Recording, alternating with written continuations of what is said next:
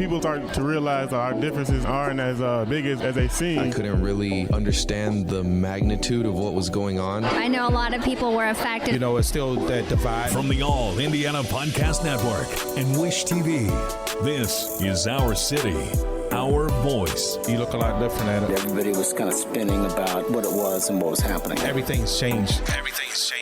Presented by Buick. An Indiana man killed in the Japanese attack of Pearl Harbor is finally getting recognition 8 decades later. As Wish TV celebrates heroes this month, News 8's Cody Adams brings us the story of Francis Hannon. Yeah, Hannon's family never knew him except through stories. But after his remains were identified and interred at the Punch Bowl in Hawaii, his family feels like they've known him all their lives. Francis Hannon, or Bud as he was called, grew up in Middletown, Indiana. In 1939, Hannon enlisted in the Navy. Like much of his family at the time, he felt it was his duty to serve his country. He was stationed at Pearl Harbor on the USS Oklahoma as a ship fitter. Bud served on that ship for 2 years out of harm's way, much to the delight of his mother. But when Bud went to bed on December 6, 1941, he had no idea the next day would be his last. December 7th, 1941, a date which will live in infamy. The United States of America was suddenly and deliberately attacked by naval and air forces of the Empire of Japan. The USS Oklahoma was one of more than 20 ships destroyed by Japanese forces that day. It was hit by multiple torpedoes. The battleship capsized, resulting in the deaths of Hannon and 428 other crewmen. That night when Bud went to bed on Saturday night, he was in paradise and we were not at war. And the next morning before noon, he was gone. Vanessa Hannon Helming and John Reddington are Bud's cousins, born years after Bud's untimely death. Vanessa says her dad, Bud's cousin, learned of Bud's death a short time after the attack. My dad was in California waiting to meet Bud on his R&R.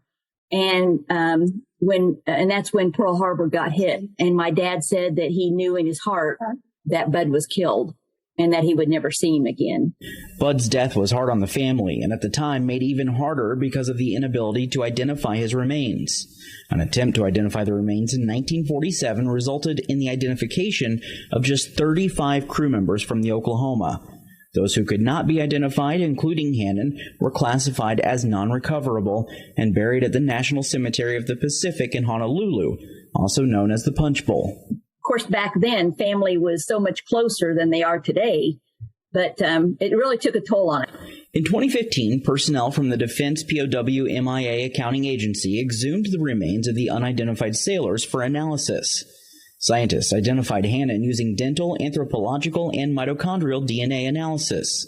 He was accounted for in August of 2017, but it wasn't until recently that Helming and her family learned of the news. It was an opportunity for the family to bring closure that was long overdue. Our parents, who were directly involved in that conflict, survived. And Bud never had the chance to have that family and have his family members and enjoy the life. So the very least the rest of us can do, and our obligation is to remember him and honor him. The family was flown out to Hawaii, where they attended Hannon's interment 81 years after his tragic death. It was just a wonderful thing to be able to finally go back and represent the family, to give him the honors that he deserved 81 years ago. Helming says it was emotional in many different ways, and while it originally started as a way to honor their parents, they quickly felt an attachment to a man they never really knew.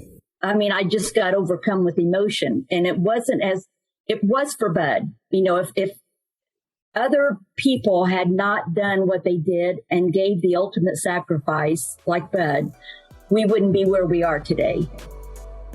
The Navy covers all the costs involved in that internment. The family tells me it was amazing working with the Navy to make all of that happen. They also say that Bud's hometown of Middletown is planning a celebration this weekend in his honor.